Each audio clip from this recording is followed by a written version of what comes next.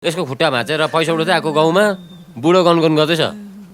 के भएर भाँच्यो? रुखबाट झरेर। अन्त हस्पिटल नलगेर चाहिँ कहाँ गाउँ गाउँ घुमाइरहेको तैँले चाहिँ? अब यसरी घुमाएन भने गाउँको मान्छेले यसको खुट्टा भाँचेको छ भनेर पताउँदैन। त्यही भनेर घुमाउँदै घुमाउँदै लिएर आएको।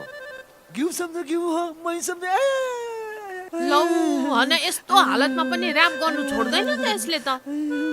यस्तो हो यो। लु डोनेसन दिइहाल। कति दिन्छौ? हेर एकपट्टिको नली खुट्टा लान्छस् भने लैजा, पैसा चाहिँ छैन।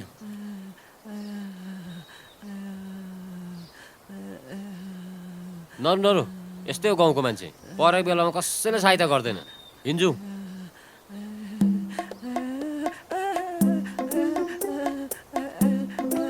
ए पर्खे एकछिन।